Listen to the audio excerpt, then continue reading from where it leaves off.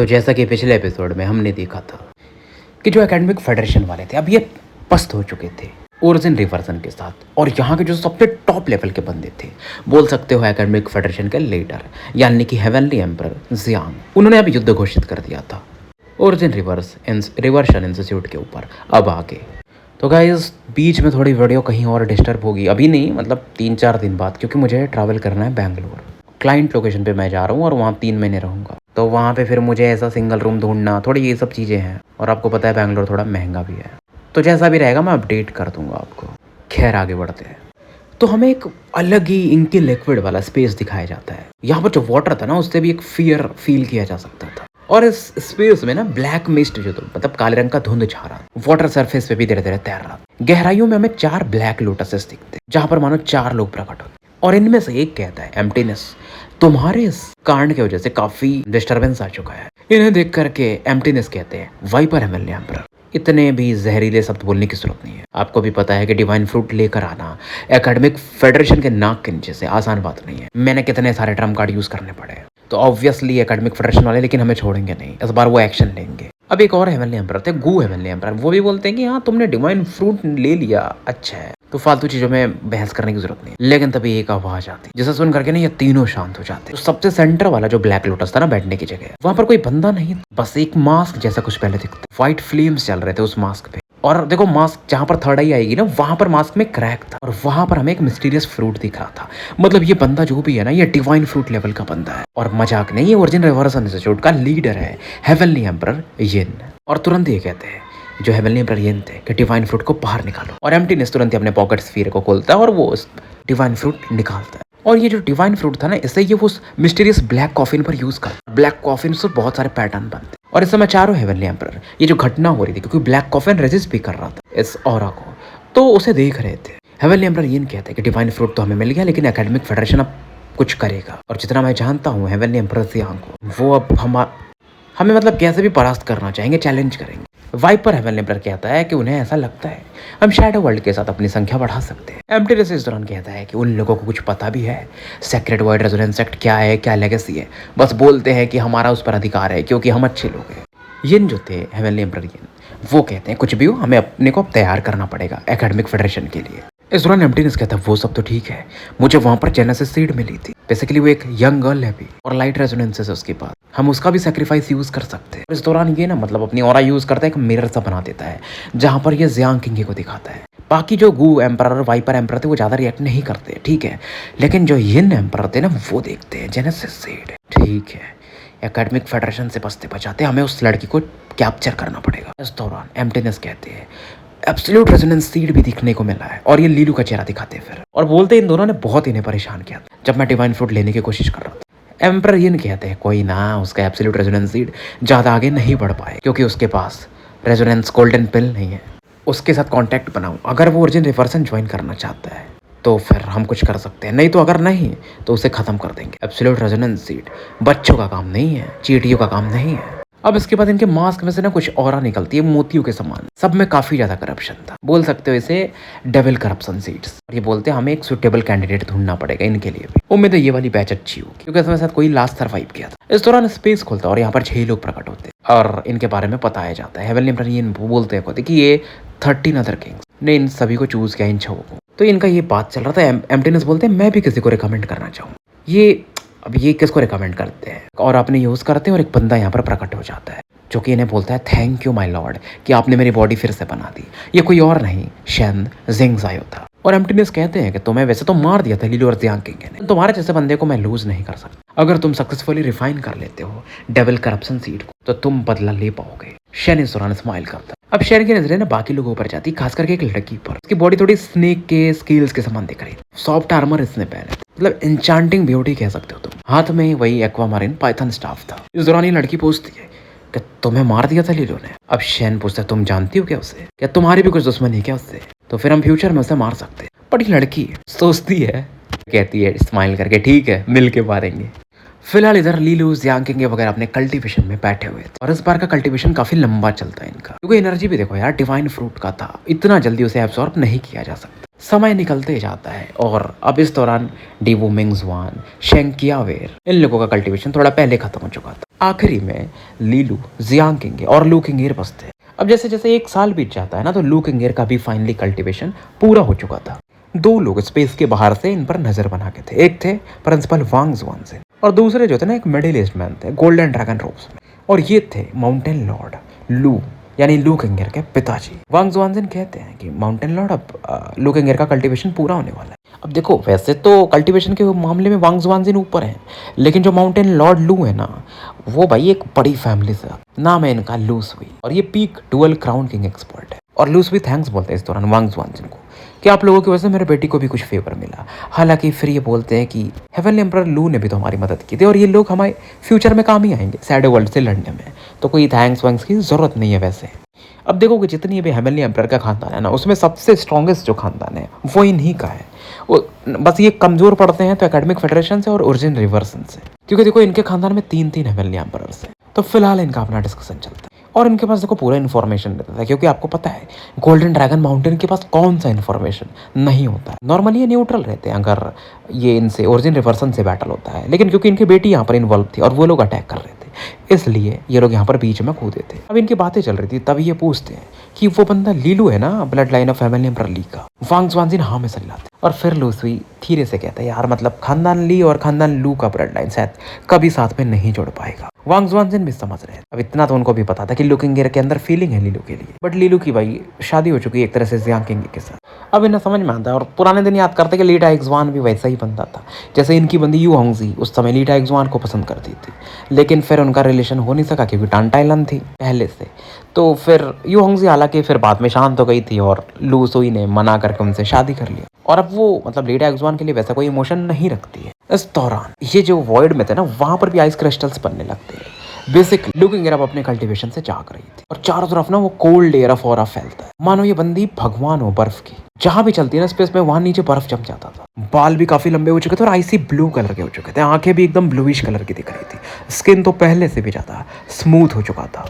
और अब इसके 4 ड्यूक बर्फिट्स बन चुके थे और चारों के चारों 10 पिलर्स थे। 1 साल का कल्टीवेशन और ये बंदी इस लेवल पे जा चुकी थी, मतलब 2nd ग्रेड के ड्यूक से 4th ग्रेड के ट्रांसेंडेंट ड्यूक पर, और 3rd आई फिर से वही वर्टिकल मार्क के साथ चमक रहा था। उसको इसे कॉन्ग्रेचुलेट करते हैं। हालांकि बंदी ज्यादा रिएक्ट नहीं करती अपने पिताजी से भी, जबकि ये काफी वार्मथ दिखा रहे थे, बस ये हाँ में सर हिलाती। लू इसे पूछते हैं हम चल रहे हैं।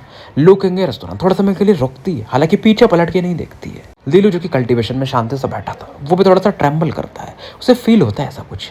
हालांकि लू किंगेर पलटती नहीं है और अपने पिताजी के साथ यहाँ से निकल जाती है। अब जाते जाते लू सुई अपना वांग जुआनजिन को बाय वगैरह बोलते हैं, फिर निकल जाते हैं। और वांग जुआनजिन का ध्यान अब इन दोनों बंदों पर था जो कि अच्छे खासे समय से यहाँ पर पड़े हुए थे। देखते देखते 6 और महीने निकल जाते हैं। फाइनली ये जो क्रिस्टल माउंटेन था ना, यहाँ पर थोड़े थोड़े ट्रेमर्स शुरू होते हैं, हरकतें शुरू होती है। वांग जुआनजिन आज भी खड़े थे, इनके दोनों हाथ मतलब पीछे की तरफ करके ये खड़े थे, एकदम इंटरेस्ट के साथ देख रहे थे। दोनों बंदे जहाँ पर बैठे हुए थे अलग अलग माउंटेन्स पर, वहां से टेरिफाइंग ऑरा निकल रही है। और जुआनजिन कहते हैं इन दोनों का जो फाउंडेशन है काफी तगड़ा है और अच्छा खासा इन्होंने एनर्जी इकट्ठा किया, और अब ये उन्हें पुश कर रहे हैं। मतलब इकट्ठा करने के बाद, जैसा कि लू किंगेर का फाउंडेशन ठीक था, लेकिन परमाफ्रोस्ट सैक्रेड सीड की वजह से वो 1 साल रुक पाई थी, लेकिन ये दोनों 6 महीना और ज्यादा रुके, नहीं तो ये भी रुक नहीं पाते अगर इनका फाउंडेशन तगड़ा नहीं होता। धीरे धीरे माउंटेन्स में क्रैक्स आने लगते हैं। दोनों जहाँ पर बैठे हुए थे ना, वहां पर एनर्जी का वॉर्टेक्स सा बन जाता है और काफी तेजी से ये एनर्जी एब्सॉर्ब कर रहे थे। जुआनजिन देखते हैं दोनों की तरफ और दोनों के ऊपर में 6 जो ट्रांसेंडेंट ड्यूक बर्फिट्स वाली हो रहा होती है वो दिखती है। अब देखो इन्होंने तो पहले से लीलू को देख रहा है ना, लीलू 3rd ग्रेड पर था, अब 6th ग्रेड पे जा चुका था। जियांग किंग 4th ग्रेड पर थी, वो भी 6th ग्रेड पर थी, और नॉर्मल नहीं ट्रांसेंडेंट ड्यूक है।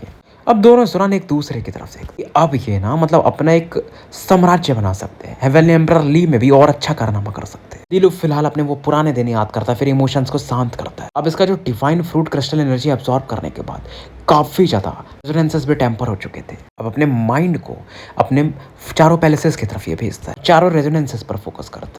लोअर 9th ग्रेड का water light resonance, lower 9th grade का wood earth resonance, lower 9th grade का हेवनली थंडर ड्रैगन रेजोनेंस, और मिडिल 9th ग्रेड का आइस क्रिस्टल रेजोनेंस। क्या ही तरक्की की थी भाई ने, क्योंकि जब ये यहाँ पर कल्टीवेशन में बैठा था तो बस इसका वाटर लाइट था 9th ग्रेड का, वो भी लोअर का। बाकी दोनों क्वासी 9th ग्रेड के थे और वो भी अब 9th ग्रेड पे पहुंच चुके थे। और आइस क्रिस्टल तो छोड़ दो, वो मतलब ये 7th ग्रेड का शुरुआत किया था और सीधा सीधा वो मिडिल 9th ग्रेड पे है। क्या ही इसको तगड़ी अपॉर्चुनिटी मिली थी। और अब ये कहता है स्माइल करते हुए, किंगे फाइनली अब मैं तुम्हारे बराबर पहुंच चुका हूँ, हम दोनों 6th ग्रेड के ट्रांसिडेंट हैं। जियांग किंगे अपनी गोल्डन आंखों से देखती है, और उसने किंगे बोला था ना, नहीं तो पहले ही सिस्टर किंगे बोलता था। और ये खतरनाक लुक देती है। लिलू समझ जाता और कहता है, फिर से वो कहता है कि आप अब से अटैकर और डिफेंडर का रोल चेंज होगा। जियांग किंगे कहती, माफी चाहूंगी बट मैं अपर 6th ग्रेड की हूँ और तुम लोअर 6th ग्रेड के हो, हम सेम नहीं है। लिलू फिर भी नहीं मानता, बोलता मेरा स्ट्रेंथ एक्स्ट्राऑर्डिनरी है। अब जियांग किंग इस दौरान अपनी ऑरा रिलीज कर, तो इसका जो थर्ड आई था ना, वहाँ क्रिस्टल कोर बनता है, क्योंकि पहले इसके कोई भी रेजोनेंस अपर 9th ग्रेड पे नहीं थे, अब पहुंच चुके थे, तो वही अपेक्स रेजोनेंस क्रिस्टल कोर बनता है। तो लिलू हैरान हो जाता है कि तुम्हारे रेजोनेंस इवॉल्व हो गए अपर 9th ग्रेड पे। लेकिन जियांग किंग बोलती एक ही पहुंची है फिलहाल, बाकी दोनों मतलब उतने पे ही हैं या थोड़े बड़े हैं। और कहती है कि अगर तुम्हें मुझे किंगे बुलाना है तुम्हें थोड़ा समय और वेट करना पड़ेगा, जब तक कि तुम मुझे सरपास ना कर जाओ। लेकिन तुम क्या कहने वाले थे मुझे वैसे? और वो जियांग किंगे भी मजे लेती है। तो लिलू कहता मतलब तुम्हें अच्छा लग रहा था। हालांकि इस दौरान मतलब जियांग किंगे ब्लश भी कर रही थी, और लिलू वैसे कहता है वैसे मुझे सिस्टर किंगे कह के ही अच्छा लगता है। जियांग किंगे का चेहरा एकदम लाल हो जाता है, और लिलू आगे ही बढ़ता है उसको अपने बाहों में कैद करने के लिए। अब जियांग किंगे अब इस दौरान उसके नाखून तो होते ही लड़कियों के, पंजे मार देती है। भाई की बॉडी में कई जगह से ब्लड आने लगता है। इस दौरान ये मस्ती मजाक कर रहे थे, तभी आवाज आती है, अगर तुम लोगों का हो गया तो पांग किया इनका लाश लेने चले। अब ये आवाज सुनते ही दिलू समझ जाता है कि हाँ यार प्रिंसिपल पांग, ये उन्हें कुछ हो तो नहीं गया। और ऑब्वियसली यार वांग ज़ुआनजिन बैठ के देख रहे थे। अब पता चलता है कि यार 1.5 साल हो गए और ज़्यादा टाइम तो था नहीं प्रिंसिपल पांग के पास। वहाँ का अगर वो सील खुल गया तो भाई वहाँ पर वो अकेले क्या ही कर पाएंगे, और फिर क्या क्या होगा काई वे, यान लिंकिंग और इसके जो बाकी लोग हैं जैसे यूलांग, बाई मेंगमेंग, बाई डोडो, जिनफू वगैरह का। दिलू समझ जाता है कि हाँ यार हमें जिया किंगडम लौटना पड़ेगा। अब दोनों यहाँ से निकलने लगते। तभी वांग ज़ुआनजिन कहते हैं बच्चे आजकल के बहुत जल्दबाजी में रहते हैं, बस ये अपनी ऑरा यूज करते हैं, लिलू और जियांग किंग अपनी जगह पर आ जाते हैं। भाई ट्रिपल क्राउन किंग है, उसके सामने ये लोग क्या ही कर सकते। और कहते हैं अगर तुम लोगों का हम वेट करते ना तो जिया किंगडम खत्म हो गया होता। उन्हें रीइंफोर्समेंट पहले ही भेज दिया था। और फिर ज़ुआनजिन बताते हैं कि हाँ जब तुम लोग कल्टिवेट कर रहे थे ना तो एकेडमिक फेडरेशन ने वॉर डिक्लेयर कर दिया है ओरिजिन रिवर्सन के ऊपर, जो उन्होंने किया था यहाँ पर सेलेस्टियल मिरर पकोड़ा। हमने कुछ और रीइंफोर्समेंट स्क्वाड बनाई और जिया किंगडम में भी भेजा है, जिसे लीड कर रही हैं वाइस प्रिंसिपल लांग लिंगसी, हेवनली ओरिजिन एंशिएंट कॉलेज, और उन्हें गए हुए 6 महीने से ऊपर हो चुके हैं। तो फिलहाल ये लोग अपनी चैन की सांस लेते हैं, क्योंकि लिलू को लगता है शायद प्रॉब्लम सॉल्व हो जाएगा ना। लांग लिंगसी भाई वो भी डुअल क्राउन किंग है शायद,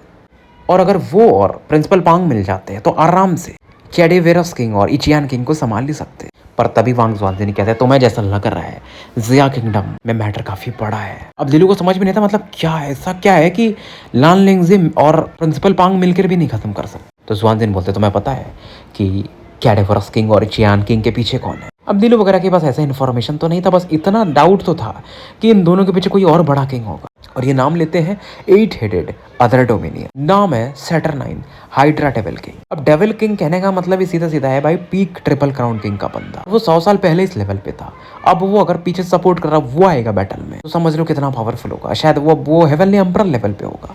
इचियान किंग और कैडेवर्स किंग तो बस उसके प्यादे हैं, और साथ में वो 8 हेडेड किंग जो भी है वो एक। और ये बताते हैं कि हमें लगा हम लान लिंगजी को भेजेंगे तो इचियान किंग और कैडेवर्स पीछे हट जाएंगे, बट ऐसा नहीं हुआ। जो सैटरनाइन हाइड्रा डेविल किंग है ना, उसकी जो इच्छा है जिया किंगडम को लेने की या जो भी, वो काफ़ी ज़्यादा है। तो मुझे लान लिंगजी की तरफ से इन्फॉर्मेशन प्राप्त हुई कि उनके ग्रुप्स और बढ़ चुके। उसका एक और मिनियन है 4 पेस्टिलेंस किंग, मतलब 4 का किंग का ग्रुप है उसका। मतलब देखो 2 को तो तुम जानते हो, कैडेवरस और इचियान, उसके 2 प्यादे और आ चुके हैं, एन्चांटिंग फॉक्स किंग और डीमन विच किंग। मतलब 4 अदर किंग वहां पर है जिया किंगडम में, और पांग कियानूर और लान लिंगजी 2 ही हैं, तो कितने देर तक होल्ड कर पाए। हालांकि जो ये 2 अदर किंग्स है ना, फॉक्स किंग और डिमन विच किंग, वो नॉर्मली ज़्यादा बाहर नहीं आते हैं, बट फिर भी वहां पर है तो खतरा तो है। शायद वो तैयारी कर रहे हैं ताकि हाइड्रा डेविल किंग प्रकट हो। अब दिलू को समझ में आ रहा था यार, क्योंकि देखो ओल्ड पांग ने इनके लिए भी बहुत कुछ किया है, और उन्होंने वो एरिया को सील किया था ताकि वहाँ के लोग सुरक्षित रह सके। और देखो ओल्ड पांग का कल्टीवेशन भी बढ़ा होता अगर वो सील नहीं किए होते खुद को तो, लेकिन उन्होंने खुद का नहीं सोचा भाई। अब लिलू पूछता है कि क्या एकेडमिक फेडरेशन और लोगों को भेजेगा प्रिंसिपल वांग ज़ुआनजिन, बट वांग ज़ुआनजिन कहते हैं इतना आसान नहीं है, बाकी जगह भी डिजास्टर्स प्रकट हो रहे हैं तो वहाँ पर भी तो सपोर्ट देना पड़ेगा ना, और किंग लेवल के भी एक्सपर्ट ऐसा तो नहीं है कि करोड़ों में है। अब ट्रिपल क्राउन किंग तो नहीं जा सकता ना डायरेक्ट, और ये बोलते हैं कि अगर ट्रिपल क्राउन किंग जाता ना तो अगर वो हाइड्रा डेविल किंग भी तो भी मैटर रिजॉल्व हो सकते, लेकिन समझ सकते हो। और वांग ज़ुआनजिन कहते तुम्हें क्या लग रहा है मैं फ्री बैठा हूँ, ये बस मेरा क्लोन है, मेरा बैटल चल रहा है अलग एक शैडो वर्ल्ड के अंडरवर्ल्ड किंग्स के साथ, जिसका नाम है एनिग्मेटिक ओवरकास्ट अंडरवर्ल्ड किंग। और फिर भी मैंने यहाँ पर अपना थोड़ा सा ऑरा रखा था ताकि तुम लोगों को प्रोटेक्ट किया जा सके। और तुम लोग लीरो कहता है मतलब आप कुछ भी बोला, आप बहुत पावरफुल हो, उधर बैटल कर रहे हो, इधर भी अपनी एक विल या क्लोन बॉडी छोड़ के हो। जुआनजिन कहते हैं मुझे मत मस्का लगाओ, तुम बात समझो, मैं स्ट्रांग बनना पड़ेगा। तुम ऑलरेडी अब 6th ग्रेड के ट्रांसेंडेंट हो। ट्रू ट्रांसेंडेंट बनने में बस एक ही लेवल बचा है, 7th ग्रेड पे जैसे ही जाओगे ट्रू ट्रांसेंडेंट बन जाओगे। कहा यह जा सकता है कि तुम लोग अभी ड्यूक लेवल के पीक पर हो एक तरह से, क्योंकि कहा यह जाता है ना कि देखो ट्रांसेंडेंट ड्यूक जो होते हैं वो 3 लेवल ऊपर होते हैं, तो ये लोग अभी 6th ग्रेड के ड्यूक है, मतलब 9th ग्रेड के नॉर्मल ड्यूक के बराबर है। लीलो भी कहता है ऑब्वियसली जिया किंगडम हमारा घर है, हम ऐसे तो नहीं जाने देंगे। और लीलो अब जब ये कहता है ना तो वांग जुआनजिन भी समझते थे कि यार अब बच्चा बड़ा हो चुका है और कहने के लायक भी है यार, 9th ग्रेड का ड्यूक एक तरह से। और जुआनजिन कहते हैं देखो पहले जिया किंगडम जाने से पहले ना तुम पहले खानदान ली में चले जाओ, वहां पर भी माहौल थोड़ा क्योटिक है, वहां पर भी जो अंडरवर्ल्ड किंग वगैरह उनके अटैक चल रहे हैं, और वहाँ के मैटर रिजॉल्व करके अगर तुम जिया किंगडम जाते हो और अपने कुछ लोगों को लेकर जाते हो तो सिचुएशन तुम्हारे लिए थोड़ा इजी हो जाएगा। लीलू कहता मतलब ये पहले से आपका प्लान था, बस आप वेट कर रहे थे क्या? जुआनजिन कहते ऑब्वियसली हेवनली एम्परर ली का भी तो काम है ना, एम्परर ली मतलब उनके खानदान का, कि कहीं पर भी अगर ऐसा मैटर होता है तो साथ में जाने में क्या दिक्कत है, और तुम एक ही खानदान के हो। लीलू कहते हैं ठीक है मैं देखता हूँ, जा करके मम्मी वगैरह से बात करूंगा, पहले वहाँ का मैटर रिजॉल्व करना पड़ेगा, खानदान का जो वहाँ पर शैडो वर्ल्ड का अटैक चल रहा है। और फिर ये बताते हैं कि वैसे तुम्हारी फ्रेंड का लुकिंग एयर का ब्रेक थ्रू 6 महीने पहले हो गया था, उसके पिताजी आए थे और लेके चले गए। लीलू फिर भी पूछता है क्या कैसी थी वो, मतलब ठीक तो थी? ये बताते हैं कि हाँ उसका परमाफ्रोस्ट सैक्रेड सीड पूरी तरह से जाग चुका है और शायद फ्यूचर में वो एक्वायर्ड जेनेसिस सीड में बदल जाएगा। प्राइस तो उस बंदी ने पे किया है, उसके इमोशंस फ्रीज हो चुके हैं एक तरह से। लीलू समझ रहा था और वांग जुआनजिन भी इसलिए बताते क्योंकि उन्हें पता था कि इनका क्या चलता है। लीलू फिर भी पूछता है क्या इस चीज को चेंज नहीं किया जा सकता, इमोशंस वापस नहीं आ सकते? ये बोलते हैं हाँ चीजें बदल सकती हैं अगर वो हेवनली एम्परर लेवल पे पहुंचती, लेकिन ये उसके ऊपर डिपेंड करेगा कि वो चाहती क्या है। मेरे हिसाब से अगर वो जैसी है वैसी रही तो ज्यादा बेटर है। और जुआनजिन बोलते एक और चीज है। लीलू पूछता है क्या? ये बोलते हैं क्या तुम ब्रॉन्ज लैंप यहाँ छोड़ सकते हो, मतलब वो जो एल्डर थे उनके कुछ ट्रेसेस होंगे तो हम उनके थ्रू कुछ कर सकते हैं, मतलब एकेडमिक फेडरेशन कुछ कर सकती है। अगर हम रिवाइव नहीं कर पाए तो भी कुछ सीक्रेट्स जान पाएंगे सेक्रेड वाइड रेजोनेंस सेक्ट के उनके थ्रू।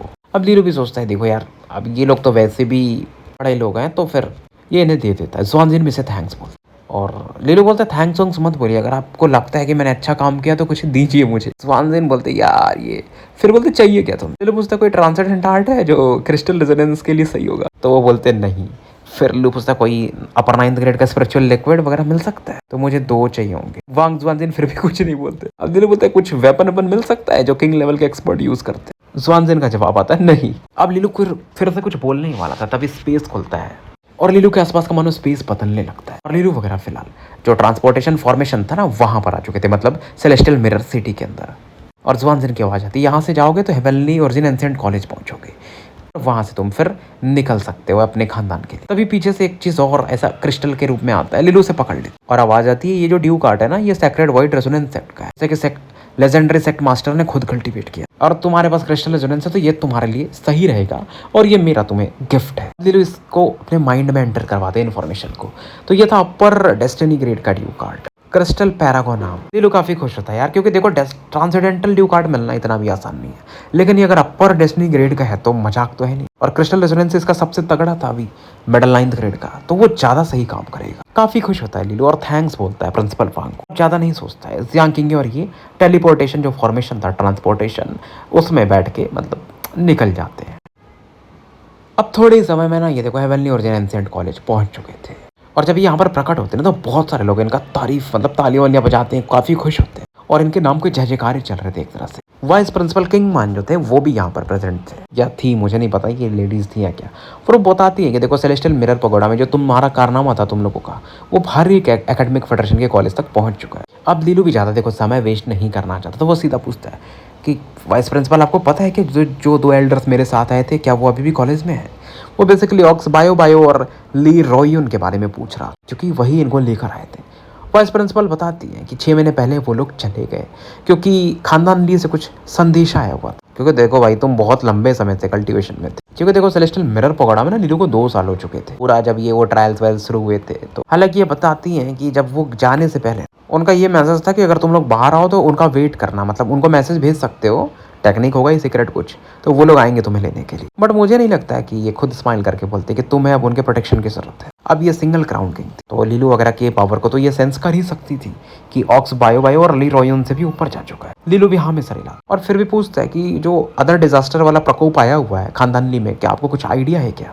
तो ये बोलती हाँ ऑब्वियसली हम हेवनली और जिन डिवाइन कॉन्टिनेंट में ही हैं, तो थोड़ी बहुत मुझे समझ है। इन 2 सालों में ना वो 6 महीने पहले वो अदर टाइड फिर से आया, हर एक डायरेक्शन में फैल रहा। खानदान ली और खानदान किन पर इसका ज्यादा प्रकोप। अच्छी बात यह है कि खानदान ली और किन का फाउंडेशन अच्छा है, तो वो लोग इसे होल्ड कर पा रहे हैं। और ये बताती है कि समय देखकर ये लग रहा है कि एक और टाइड मतलब एक और लहर आता होगा इन अदर वंस का, समय हो रहा है धीरे धीरे, मतलब एक और डिजास्टर ऐसा आता होगा। और वो वहाँ पे रूल भी था कि किंग लेवल के एक्सपर्ट अंदर जा नहीं सकते, क्योंकि वो जो फेटस किंग आया था उसने वैसा कुछ टैलिस्मैन लगा दिया था, अगर आपको याद हो तो। यानी कि जो लीलू की मम्मी वगैरह है वो एंटर नहीं कर सकती। ड्यूक लेवल में भी अगर आप ट्रांसेंडेंट बन गए तो किंग लेवल के बराबर ही माने जाते हो। अब लीलू ज़्यादा समय वेस्ट नहीं करना चाहता था, तो तुरंत ही बाय वगैरह बोल के यहाँ से निकल लेता है। और ये दोनों काफ़ी तेजी से बढ़ते हैं खानदान ली की तरफ। बहुत सारे देखो टेलीपोर्टेशन फॉर्मेशन वगैरह यूज़ कर रहे थे, और 7 दिन के अंदर ही जो बाउंड्री एरिया होता है ना उसके आसपास पहुंच चुके थे। फिलहाल ये गॉड रिवर सिटी की तरफ बढ़ रहे थे।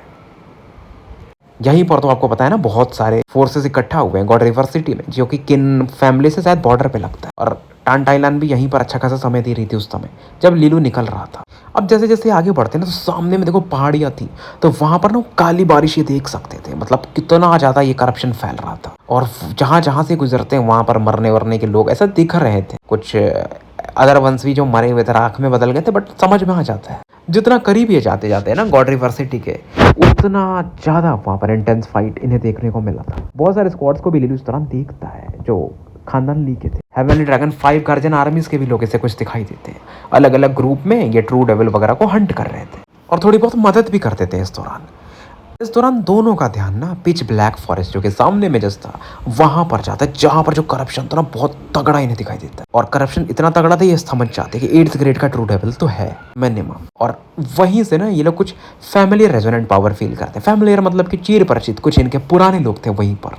अब हमें दिखाया जाता है ली फोलुओ को, मतलब चीर परिचित लोगों में से वही ली फोलुओ वगैरह थे जो काफी ज्यादा टेंस दिख रहे थे यार। 2 8th ग्रेड के ट्रू डेविल इनकी टीम की तरफ पड़ रहे थे। ली फोलुओ के साइड में 10-12 लोग थे। और ये जो टीम थी ना ड्रैगन ब्लड और ड्रैगन फांग गार्जियन की मिक्स टीम थी। टैलेंटेड लोग थे इनमें, जैसे ली फोलुओ ड्रैगन फांग गार्जियन को लीड कर रहे थे। साथ में इनके लुओजियांग थी, ड्रैगन फांग इनवॉय, ग्रैंड कमांडर जियायू भी थी, ली जिंगटाओ, ली फेंगी वगैरह भी थी इसी ग्रुप में। ड्रैगन ब्लड गार्जियन जो था उसे लीड कर रहे थे गार्जियन जनरल ली जिहू, ड्रैगन ब्लड इनवॉय युआन टियानसाओ, ग्रैंड कमांडर ली होंगक्यू और ली होंगली और ली किनफेंग वगैरह। इवन जो इंस्पेक्टर थे ना ली जी क्यू, वो भी इस ग्रुप में थे। ली जीवो को गाली मार रहे थे ली फोलुओ कि तुम्हारे लालच के चक्कर में हम यहाँ पर फंसे हैं। बस तुम्हारा मेन मिशन क्या था कि ये बस बाहर के एरिया को क्लींस कर, लेकिन तुम्हें तो क्रेडिट चाहिए तुम दोनों भाई को, ली जी क्यू और ली जीवो, तो तुम और अंदर आ गए और हम इस लोकेशन पे फंस गए और हमने इनका पीछा किया। ये भी तो होशियार होते हैं भाई, इन्होंने भी अपना प्लान बना लिया था इन क्रिएचर्स ने। देखो इस ग्रुप में सबसे स्ट्रॉन्गेस्ट थे ली जी क्यू, अपर 7th ग्रेड के ड्यू। अब इन 2 सालों में देखो ली फोलुओ और ली जीहू जो कि कमांडर थे ना, गार्जियन जनरल सॉरी, इनका भी लेवल बढ़ा था, अपर 6th ग्रेड के ड्यू के बन चुके थे। बट फिर भी 2 8th ग्रेड के ट्रू डेविल से डील करने के लायक तो नहीं थे।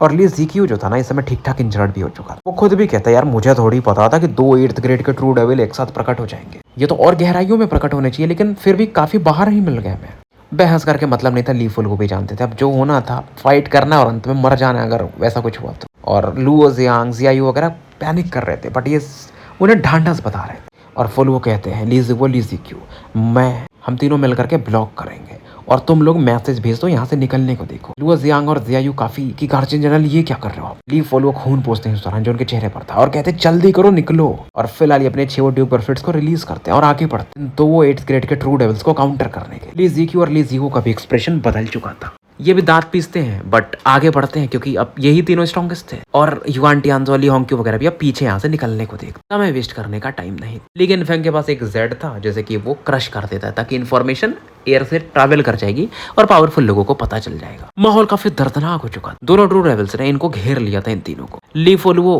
को लगता है कि वो अपने लाइफ को सबसे स्ट्रॉन्गेस्ट अटैक करने वाले हैं, फिर धराशायी हो जाएंगे जो भी। एक ब्लेड का क्राई हमें सुनने को मिलता, मतलब जब तलवार ऐसे कोई फेंक के मारता ना एक आवाज आती है वैसा। और साथ में एक स्वॉर्ड भी था और एक ब्लेड भी था, दोनों में थोड़ा डिफरेंस होता अगर आपको पता हो तो। लीलू का वो जो ब्लेड है मतलब जायवान के जैसा टाइप में, यांकिंग के स्वॉर्ड चलाते, दोनों बहुत तेजी से आते और पलक झपकते, दोनों ट्रू डेविल्स आर पार हो जाते, उनकी बॉडी कोलैप्स कर जाती, मानो ये टूफू के समान थे और 2 वेपन्स हैं और चीर चार के चले गए। और कोलिजन जब होता है ना तो स्पेस में भी अर्थ जहाँ पर थे ये लोग वहां पर भी क्रैक्स आ जाते हैं और लीलू का जैसा ब्लेड था वो जमीन पे वहीं धंस जाता है और जियांग किंग का भी तलवार ब्लैक रेन जो पूरे एरिया को घेरा हुआ था वो भी गायब हो जाता है। लीफ फॉलोअर को समझ में नहीं आता, वो रुक चुका था। उसके इतना अचानक से कौन सा अटैक था भाई कि खत्म हो गया। इवन इसके जस्ट पीछे ली ज़ियो और ली ज़िक्यू थे, वो भी खुद अचंभित थे। ग्रुप जो कि इनका निकल रहा था अभी तक, मतलब दोनों की टीम का, वो भी रुक जाते कि रिइंफोर्समेंट आ चुका है क्या, कौन है। अब भाई 2 8th ग्रेड्स के ड्यूक को मार देना, मतलब ट्रू डेविल्स को, मतलब जो भी होंगे हॉल मास्टर्स हो सकते हैं, जैसे ली किनपेंग, ली ज़िलुओ, ऐसे ही कोई होगा। क्योंकि खानदान ली में 2 ही लोग थे जो कि 9th ग्रेड के ड्यूक बन चुके थे,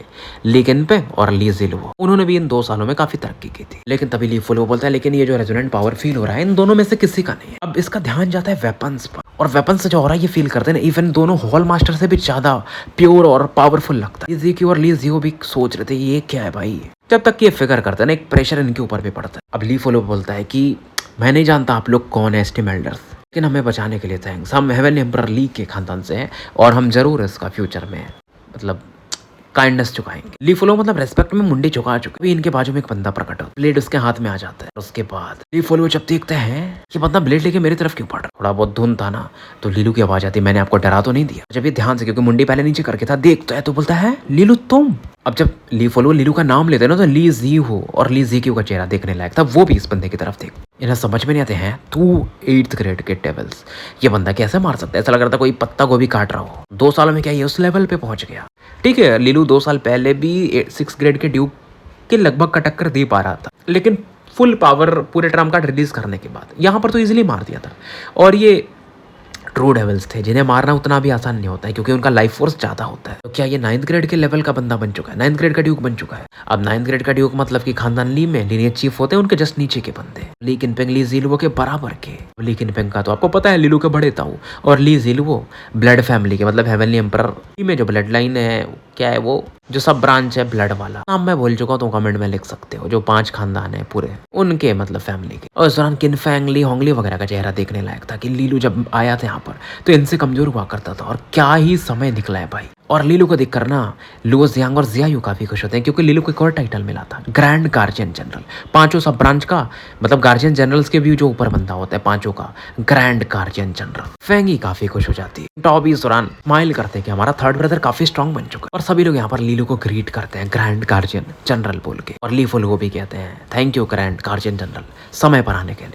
मतलब अंदर ही अंदर ये बंदा काफी खुश था क्योंकि कुछ भी हो ड्रैगन फांग गार्जियंस स्ट्रांग हो चुकी थी अब। और ली फुलो फिर भी पूछ लेते कि आपने इन दोनों को मारा। लीलू मुंडी हिलाता नहीं। अब जो पीछे खड़े थे ली ज़ियो और ली ज़िक्यू थोड़े से चैन की सांस लेते हैं, चलो जितना हमने सोचा था कुछ और भी है। और तभी लीलू का जवाब आता नहीं यार मैंने एक ही मारा है, बट एक को भी मारा तो मजाक थोड़ी है भाई। फिर दोनों के एक्सप्रेशन देखने लायक थे। थोड़ी दूर से एक और आवाज आती है और एक बंदी प्रकट होती है, मानो एंजल के समान थी कि बहुत समय हो गया। गार्जियन जनरल ली फुलो इन्हें देखकर भी और चौंक जाते हैं। ड्रैगन फांग इन जियांग, मतलब इन्हें लगा नहीं था ना कि दोनों साथ में वापस आए। फेंगी काफी खुश होती है, सीधा जाकर के जियांग किंग को हक करती और फिर सेकंड सिस्टर कह के बोलती है जियांग किंग ने। अब ली ज़ियो और ली ज़िक्यू इतना सीरियस हो जाते हैं जियांग किंग को देखकर, क्योंकि जो ऑरा फील कर रहे थे ना ये उसकी बॉडी से, वो लीलू से भी थोड़ा स्ट्रॉन्ग था। फाइनली ली ज़ियो से रहा नहीं जाता और वो पूछ ही लेते क्या तुम दोनों 9th ग्रेड के ड्यूक बन चुके हो। लीलू बोलता है नहीं 9th ग्रेड का तो नहीं, 6th ग्रेड पर हूँ। बट फिर भी उन्हें लगता है 6th ग्रेड का ड्यूक कैसे मार सकता है 8th ग्रेड के ट्रू डेविल को। लीलू तभी बोलता है 6th ग्रेड का लेकिन ट्रांसेंडेंट। अब ये सुनते हैं फिर माहौल पूरा बदल जाता है क्योंकि सबको पता है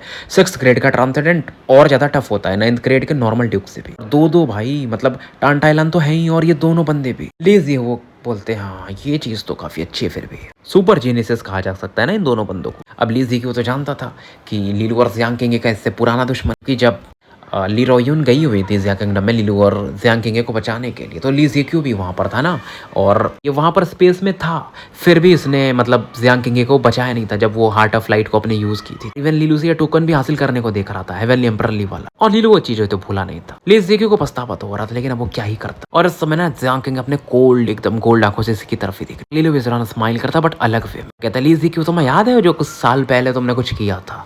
तो फिलहाल हम स्टोरी यहीं समाप्त करते हैं और मिलते हैं फिर कल एक नए एपिसोड के साथ। तब तक के लिए मैं आपका साथी एनल कमिस्ट AKA मुसाफिर विदा लेता हूँ।